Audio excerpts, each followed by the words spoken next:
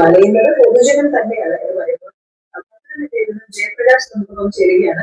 ജയപ്രകാശ് നേരെ തന്നെ അതൊരു ഗുഡ് മോർണിംഗ് പറഞ്ഞുകൊണ്ട് നമ്മൾ ചോദിക്കുന്നത് സംസാരിച്ചുകൊണ്ടിരുന്ന വിഷയത്തെ കുറിച്ച് എന്താണ് താങ്കൾക്ക് പറയാനുള്ളത്? യുവജനത്തിന് ജോലിയില്ല, 40% ആളുകളും ഡിഗ്രി വരെ നടത്തുകയാണ്, തൊഴിലില്ലാതെ നടത്തുകയാണ്. എന്തുകൊണ്ടായിരിക്കും ഇതിനൊരു പോംവഴി എന്തായിരിക്കും? 40% ആളുകളെ ഉള്ളൂ. ഞാൻ കഴിഞ്ഞ ദിവസം വായിച്ച റിപ്പോർട്ടിൽ വന്നിരിക്കുന്നത് അങ്ങനെയാണ്. അതിൽ കൂടുതൽ ഉണ്ടെങ്കിൽ അത് സങ്കടകരമാണ്. ഞാനൊരു റിപ്പോർട്ട് പരിശോധിച്ചതിൽ നിന്നാണ് അത് പറഞ്ഞത്. ഡിഗ്രിയല്ല ഞാനായിരുന്നു റിപ്പോർട്ട് പരിശോധിച്ചത്. 40%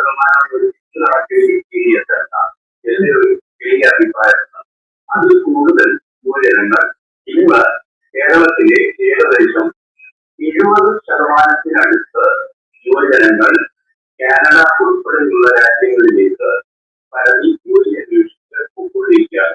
അപ്പോൾ നമ്മൾ പറയും കാനഡ വളരെ നല്ല ഒരു രാജ്യമാണ്, അവിടെ ജീവിക്കാം, അതുകൊണ്ട് ജോലി അന്വേഷിക്കും. അല്ല, അങ്ങനെയല്ല. ഇതിന്റെ കാരണം ഇവിടെ തൊഴിൽ ഉറപ്പിച്ച അവർക്ക് ഇവർക്ക് ഭാവി അനിശ്ചിതത്വത്തിലാണ് എന്ന് വ്യക്തമായതോടെയാണ് ഇങ്ങനെയുള്ള യുവാക്കളുടെ തൊഴിലുകൾ ഇപ്പോഴും തുടർന്നുകൊണ്ടിരിക്കുന്നു.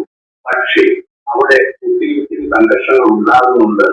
കാനഡയിൽ പോയി ജോലി ചെയ്യുന്ന ഈ തൊഴിൽ കുഞ്ഞുങ്ങൾ, നമ്മുടെയൊക്കെ ഈ യുവാക്കൾ അല്ലെങ്കിൽ യുവതികൾ, ഈ യൂത്ത്, അവരവിടെ പോയി വിഷമിച്ച് കഷ്ടപ്പെട്ട് ജോലി ചെയ്ത് ഹോട്ടലുകളിൽ ടേബിൾ വൃത്തിയാക്കിക്കൊണ്ട് അവര് ജോലി ചെയ്യുന്നു. ഇത് അച്ഛനും അമ്മയ്ക്കും അറിയാമെങ്കിൽ അല്ലെങ്കിൽ അവരത് പുറത്ത് പറയാൻ ആഗ്രഹിക്കുന്ന ഒരു കാര്യമാണ്. നമുക്കറിയാം, ആ കുഞ്ഞുങ്ങൾ ജോലി ചെയ്യുന്നതിൽ തെറ്റൊന്നുമില്ല. സ്വയം നമ്മൾ ജോലി ചെയ്ത് ജീവിക്കാം, അതൊക്കെ നല്ല കാര്യമാണ്. എന്തുകൊണ്ട് നമ്മുടെ ഇവിടെ അത്തരം നിലവാരം എടുത്തുകൂടാ? ഇവിടെ ജോലി ചെയ്ത് ഇവിടെ കഠിനാധ്വാനം ചെയ്ത് നമുക്ക് പറ്റൂല. കാരണം ഇവിടെ വിദ്യാഭ്യാസ സ്ഥാപനങ്ങൾ കൊണ്ടുവരുവാൻ നമ്മുടെ ഇപ്പോഴത്തെ സംസ്ഥാന സർക്കാർ, ഞാൻ പറയുന്നത് ഏത് സംസ്ഥാന സർക്കാരാണ് ചെയ്യുന്നത്, ആ സർക്കാരിനെ അത് അത്രയുണ്ട്. നല്ല ഇൻസ്റ്റിറ്റ്യൂഷനുകളുടെ വരുമാനം കഴിഞ്ഞുണ്ടാക്കുവാൻ തീർച്ചയായിട്ടും അതൊരു പ്രൈവറ്റ് സ്ഥാപനത്തിന് മാത്രം ഉള്ള കാര്യങ്ങളല്ല, സർക്കാരുകളിൽ പോലും ചെയ്യാം. പക്ഷേ അതുകൊണ്ട് ചെയ്യില്ല. ഉന്നത വിദ്യാഭ്യാസ സംസ്ഥകളുടെ ഉന്നത വിദ്യാഭ്യാസ മന്ത്രിയുടെ ആ മന്ത്രി എന്തൊക്കെയാണ് പറയുന്നത് പല ലക്ഷങ്ങളിലായിട്ട് നമ്മൾ കേൾക്കുന്നു. അത് എല്ലാ സർക്കാരുകൾക്കും വളരെ ആവശ്യമുള്ള കാര്യം. നമുക്ക് പുറത്ത് കഴിയുമ്പോൾ നമുക്ക് ടേബിൾ വെയിറ്റ് ചെയ്യാനായിട്ട് ബുദ്ധിമുട്ടില്ല, നമുക്ക് ബാത്റൂം കഴുകാൻ ബുദ്ധിമുട്ടില്ല, അവിടെ ഡെലിവറിക്ക് പോകാൻ ബുദ്ധിമുട്ടില്ല, ഒന്നിനും ബുദ്ധിമുട്ടില്ല. നമ്മുടെ നാട്ടിലേക്ക് വരുമ്പോൾ ഈ സ്കിൽസ് വെച്ചിട്ട് നേരത്തെ ഞങ്ങൾ പറഞ്ഞിരുന്നത് ഒരു പ്ലംബർ, ഇലക്ട്രീഷ്യൻ, ഇങ്ങനെയൊക്കെ നമ്മൾ സ്കൂളുകളിൽ നിന്ന് ഇതൊക്കെ പഠിക്കുന്നുണ്ടെന്നുള്ള ചോദ്യം ശരിയാണ്. സിലബസ് മാറേണ്ടത് അനിവാര്യം തന്നെയാണ്. അപ്പോ തൊഴിൽ അധിഷ്ഠിതമായ സിലബസ് മാഡം പറഞ്ഞത് വളരെ കൃത്യമാണ്. തൊഴിൽ അധിഷ്ഠിതമായ സിലബസ് നമുക്ക് ഉണ്ടാകണം. തീർച്ചയായും ഇവിടെ വൊക്കേഷണൽ ഹയർ സെക്കൻഡറി സ്കൂളുകളുണ്ട്, അതൊക്കെ പഠിപ്പിക്കാനൊക്കെ തയ്യാറാവുക ഞാൻ സമ്മതിക്കും. പക്ഷെ എന്തുകൊണ്ട് കുഞ്ഞുങ്ങൾ വിദേശത്ത് പോകും? അതെ, ഇതൊരു പ്രധാനപ്പെട്ട ചോദ്യമാണ്. എന്തുകൊണ്ട് കുഞ്ഞുങ്ങൾ വിദേശത്ത് പോകുന്നു? അതിന് പല കാരണങ്ങളാണ്. ഒന്ന്, അവർ ഇവിടെ ജോലി കിട്ടുന്നില്ല എന്നുള്ളൊരു കാരണത്തിന്റെ കൂടെ തന്നെ വ്യക്തമായിട്ടുള്ള സാഹചര്യങ്ങൾ അവിടെ കൂടുതൽ സേവ് ചെയ്യാൻ പറ്റുന്ന തെറ്റിദ്ധാരണ, കുറച്ചു കഴിഞ്ഞാൽ തിരിച്ചു വരുമെന്നുള്ളൊരു ചിന്ത, അതിന്റെ കൂടെ തന്നെ അവിടെ എല്ലാം സേഫ് ആണ്, അവിടെ എല്ലാം സന്തോഷമാണ് എന്ന് അവിടെയുള്ളവർ കാണിക്കുന്ന ആ കാഴ്ചകൾ തന്നെ ഇവിടെ എന്തുകൊണ്ട് ഇവിടെ ചെയ്തുകൂടാ? നമ്മുടെ രാജ്യം വൃത്തിഹീനമാകുന്നത് നമ്മുടെ സിറ്റിസൺസ് ഇല്ലായ്മയാണ്. അതെ, അപ്പോൾ ഇവിടെ എന്ത് നന്നാക്കാൻ കൊണ്ടുവന്നാലും നമ്മൾ സ്വയം, ഞാൻ പല സ്ഥലങ്ങളിൽ ഞാൻ ചുറ്റിക്കറങ്ങാറുണ്ട് സ്കൂട്ടറുകൾ. ആ സ്കൂട്ടറിൽ തന്നെ പോകാൻ ആഗ്രഹിക്കുന്നത് കാര്യം കൊണ്ടുപോകും കഴിവതും. കാരണം ഇതൊക്കെ കാണാനാണ്. കാരണം നമ്മുടെ നാട്ടില് വലിയ ഒരു തൊട്ട് നിങ്ങൾ ധരിച്ചു പോലെ പോലെ ഒരു സാധനം തൊട്ടാനായിട്ട് ഇതെല്ലാവർക്കും കണ്ടു. ഇത് കണ്ടപ്പോൾ എനിക്ക് തോന്നിയത് ഇതൊരു പരസ്യം പോലെ തോന്നുന്നുണ്ടല്ലോ. കാരണം ഇവിടെ എല്ലാ വ്യക്തികളും നന്നായിട്ട് നടക്കുന്നുണ്ട്, എല്ലാ ചെയ്യുന്നുണ്ട്, വിഷയമുണ്ട്, അതായത് വേസ്റ്റ് വിഷയമുണ്ട്. പക്ഷെ ഞാൻ നോക്കുമ്പോൾ അതിന്റെ അടിത്തട്ടിൽ ഒരു മുക്കാൽ ഭാഗത്തോളം സ്ഥലം വേസ്റ്റായിട്ട് കിടന്നിട്ട് ബാക്കി 2-3 കുട്ടികളാണ് അവിടെ കിടക്കുന്നത്, അല്ലെങ്കിൽ 10 കുട്ടിയായിട്ടുണ്ട്. ഈ കുട്ടിക്ക് പ്രത്യേകം ബോട്ടിൽ ഒരു സംവിധാനം ഉണ്ടാക്കിയിട്ട് പോലും 4 കുട്ടികൾ ഇവിടെ പോകും. അത് തന്നെയാണ്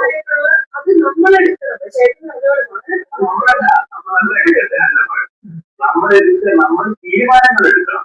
നമ്മൾ സ്വയം നന്നാകണം. ആദ്യം ഒരു വേസ്റ്റ് നിർത്താനും നമ്മൾ വേസ്റ്റ് വൃത്തികളെ അനുവദിക്കുന്നത് എന്തുകൊണ്ടാണ്?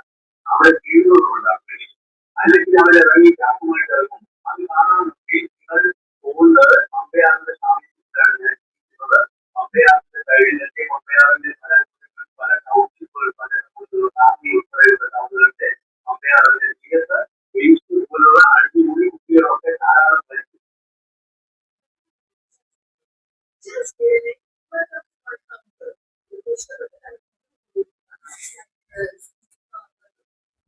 ഇത് പോകുന്നു. ഇത് ആരെ നന്നാക്കാനാണ്? നമ്മൾ സ്വയം നന്നാക്കിയാലേ നമ്മുടെ രാജ്യം നന്നാവും.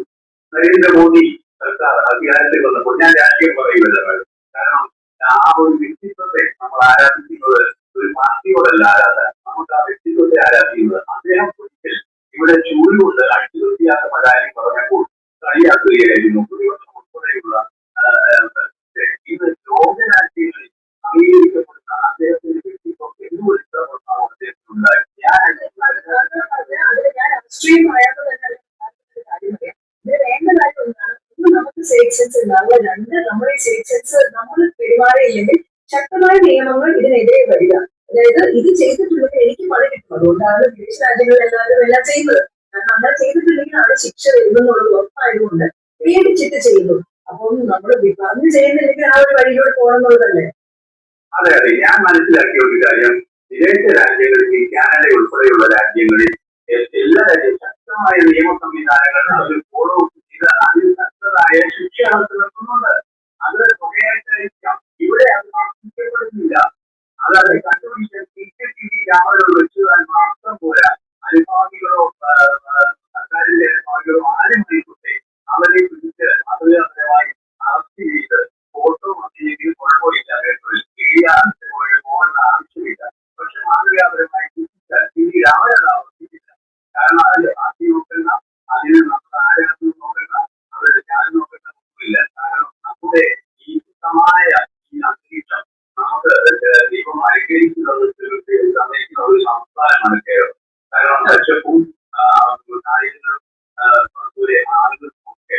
പക്ഷെ ഈ ആളുകളുടെ ഈ വെള്ളമില്ലായ്മയും ഈ കുടിലോടലും ഒക്കെ നടത്തുന്നത് നമ്മൾ തന്നെയാണ്. കാരണം കോൺട്രാക്ട് കൊടുത്ത് മണലുവാരൽ കൊടുത്ത് അത് കുഴിച്ചെടുക്കുകയാണ് ചെയ്യുന്നത്. ഒരു മരത്തിൽ പൊങ്ങിക്കിടക്കുന്ന മണൽ എടുത്തുകൊണ്ട് പോകുന്നതിന് വരെ കോൺട്രാക്ട് കൊടുക്കുന്നവർ തന്നെ സംഘടിതമായി ഒരു ഗുണ്ടായുസം വെച്ചുകൊണ്ട് അവര് അത് മുഴുവൻ കുഴിച്ചെടുക്കുന്നതാണ് ഇന്ന് ആറിലെ. ഞാൻ പൂർണ്ണമായിട്ടും യോജിപ്പിക്കുകയാണ്. അതായത് ജയപ്രകാശ് നേരത്തെ പറഞ്ഞൊരു ചോദ്യം, അതായത് എന്തുകൊണ്ട് ഈ നമ്മുടെ വിദ്യാർത്ഥികൾ അല്ലെങ്കിൽ യുവാക്കളൊക്കെ പുറം രാജ്യങ്ങളിലേക്ക് പോകുന്നു? ആ ചോദ്യത്തിൽ എനിക്ക് ജയപ്രകാശിനോട് ചോദിക്കാനുള്ളത്, ഈ തൊഴിലില്ലായ്മ ഒരു പ്രശ്നമാണ്. അതേസമയം തന്നെ ഞാൻ ചോദിക്കുന്നത്, ഈ കുറെയൊക്കെ കേരള സമൂഹത്തിലെ സദാചാര ബോധവും എന്ത് ഇടണം, അല്ലെങ്കിൽ നമ്മുടെ എല്ലാ കാര്യത്തിലും ഇപ്പോഴത്തെ തലമുറ അങ്ങനെയൊക്കെ ചിന്തിക്കുന്നുണ്ട് എന്നാണ് ഞാൻ കരുതുന്നത്. എന്തിടണം, നമ്മൾ എന്ത് ചെയ്യണം എന്നൊക്കെ സമൂഹം തീരുമാനിക്കുമ്പോൾ അതിൽ ബുദ്ധിമുട്ട് തോന്നുന്ന യുവതലമുറ പലപ്പോഴും മൈഗ്രേറ്റ് ചെയ്ത് മറ്റു രാജ്യങ്ങളിലേക്ക് പോകുന്ന കാഴ്ച കാണുന്നുണ്ട്. ജയപ്രകാശിന് എന്താണ് ആ വിഷയത്തിൽ പറയാൻ? തീർച്ചയായും എനിക്ക് അഭിപ്രായമുണ്ട് ആ വിഷയത്തിൽ. ഞാൻ എന്റെ മകൾക്ക് ഉൾപ്പെടെയുള്ള അത് സദാചാരബോധം കൂടുതലായിട്ട് സാമ്പത്തികമായി കാണിക്കപ്പെടുന്നത് വനിതകൾക്ക് നേരെയാണെന്നാണ് ഞാൻ മനസ്സിലാക്കുന്നത്. പുരുഷന്മാർക്ക് ഷോർട്സോ ടീച്ചറോ ഒക്കെ ഇട്ടുകൊണ്ട് നടക്കാം, പക്ഷെ പെൺകുട്ടികൾ അത് പാടില്ല. അത് തെറ്റായ ഒരു നിലപാടാണ്. അത് ഞാൻ സംശയിക്കാതെ ഞാൻ പറയാം. കാരണം ആ നിലപാട് എന്തുകൊണ്ട് നമ്മൾ മനസ്സിലാക്കണം? നമ്മുടെ കുട്ടികൾ ഒരു വീട്ടിലൂടെ അല്ലെങ്കിൽ ഷോർട്സിലൂടെ നമ്മുടെ വീട്ടിൽ, നമ്മുടെ സാമൂഹ്യത്തിൽ, രക്ഷകർത്താക്കളുടെ രക്ഷകർത്തത്തിൽ അവർ ജീവിക്കുന്നുണ്ടെങ്കിൽ അവരതിൽ കംഫർട്ടബിൾ ആണെങ്കിൽ എന്ത് സദാചാരബോധം ആർക്കാണ് പ്രശ്നം? ഞാൻ ചോദിക്കുന്നത്, ഇതൊക്കെ നമ്മൾ അനുവദിച്ചു കൊടുക്കുക എന്നല്ല, അവരുടെ സ്വാതന്ത്ര്യത്തിന് വേണ്ടി കടന്നു കയറാൻ നമ്മൾ ശ്രമിക്കുക ആര് തന്നെയാണ്. അത് നമ്മുടെ ആ സദാചാരബോധം നമ്മൾ മനസ്സിലാക്കി കൊടുക്കുക ഓരോ കേരളീയനും. കാരണം അത് വനിതകളും തന്നെ സ്ത്രീകളും തന്നെ പുരുഷന്മാരുടെ എല്ലാവരെയും മനസ്സിലാക്കി എനിക്ക് എന്റെ ഓർമ്മയിൽ ഒരു കാര്യം പറയുകയാണ്. കൃഷിരാജ് എന്ന് പറയുന്ന ഒരു വ്യക്തിത്വമുണ്ടായിരുന്നു. അദ്ദേഹം ഒരിക്കൽ ഒരു പ്രധാന അത് വലിയ വിവാദമായതായിരുന്നു. വിവാദമായി മറ്റൊന്നുകൊണ്ടല്ല, ഇതേ സദാചാരബോധത്തിനെ അദ്ദേഹം ഒരു പോയിന്റ് പറഞ്ഞു. അതായത് രൂക്ഷമായിട്ട് ആരെയും നമ്മൾ തീക്ഷ്ണമായിട്ട് നോക്കരുത്, സ്ഥിരമായിട്ട് ഒരാളുടെ പേര് നോക്കരുത്. അത് വിദേശ രാജ്യങ്ങളിൽ അവർ പാലിച്ചു പോകുന്ന വലിയ മാതൃകാപരമായ ഒരു സമ്പ്രദായമാണ്. നമ്മൾ വിദേശത്ത് പോയാലും നാട്ടിലായാലും ഒരാളെ കണ്ടുകൊണ്ടേയിരിക്കുന്ന സ്വഭാവവും അവർക്ക് വീഡിയോ എടുക്കുകയും കഴിഞ്ഞ ദിവസം നമ്മൾ സംസാരിച്ചിരുന്നു. കാണുന്നതൊക്കെ വീഡിയോ എടുത്തിരിക്കുക, അല്ലെങ്കിൽ അതിന്റെ ഏത് ഭാഗങ്ങളാണ് അത് പ്രദർശിപ്പിക്കുന്നത്, ഏത് പ്രധാനമാണ്, ഇത് ആരെ നന്നാക്കാനാണ്, ശരി എന്താണ് ഇത് കാണിക്കുന്നത്, ഈ സോഷ്യൽ മീഡിയ നമ്മൾ സത്യമാണെന്ന നമ്മൾ പറഞ്ഞു വരുന്ന ഇതാണ് നമ്മൾ സമാജാചാരത്തോടെ പദ്ധതി വളർത്തിയെടുക്കുക. അപ്പോൾ നമ്മൾ നല്ലൊരു കാണുന്നത് തീർച്ചയായിട്ടും നമ്മുടെ കുട്ടികൾക്കും ഉൾപ്പെടെ ഉള്ള ആളുകളെയും നമ്മൾ അനുവദിച്ച് കൊടുക്കേണ്ടത് നമ്മുടെ കടമയാണ്. ഇല്ലെങ്കിൽ ആ സ്ത്രീകളെ സ്വാതന്ത്ര്യം അനുവദിക്കും വിദേശ രാജ്യങ്ങളിലെല്ലാം ചിലപ്പോൾ തന്നെ പോയിരിക്കും. അഭിപ്രായത്തിൽ ഇറങ്ങി വീണ്ടും വിളിക്കുക. Thank you so much. നമ്മൾ ആ വിഷയത്തിൽ ജയപ്രകാശ് പറഞ്ഞ് തുടങ്ങി വെച്ച ആ ഒരു വിഷയം, അതായത് കൂടുതൽ പേരും ഇപ്പോൾ വിദേശ രാജ്യങ്ങളിലേക്ക് പോകുന്നു. അത് പറഞ്ഞതുപോലെ തൊഴിലില്ലായ്മയാണ് പ്രധാനപ്പെട്ട ഒരു കാരണം. ഇപ്പോ ഞാൻ ലാസ്റ്റ് സംസാരിച്ച ജയപ്രകാശ് സംസാരിച്ച ആ വിഷയം ഉൾപ്പെടെ സദാചാര ഇപ്പോഴത്തെ യുവതലമുറയെ നാടിനാൻ പ്രേരിപ്പിക്കുന്നു എന്നുള്ളത് മറ്റൊരു ഘടകമുണ്ട്. അപ്പോ നമ്മളിവിടെ ചർച്ച ചെയ്യുന്ന വിഷയം തൊഴിലില്ലായ്മ. ഈ പറഞ്ഞതുപോലെ വിദ്യാഭ്യാസ സമ്പ്രദായത്തിൽ വരെയുള്ള മാറ്റങ്ങൾ, അതുപോലെ തൊഴിൽ അവസരങ്ങൾ സൃഷ്ടിക്കപ്പെടുന്നില്ല എന്നൊക്കെ ഒരു വലിയ വിഭാഗമാണ്. ഒരു പ്രായം കഴിയുമ്പോൾ സ്കൂളിൽ അല്ലെങ്കിൽ കോളേജിൽ പഠിക്കുന്ന സമയമാകുമ്പോൾ, സ്കൂളിൽ പഠിക്കുമ്പോൾ തന്നെ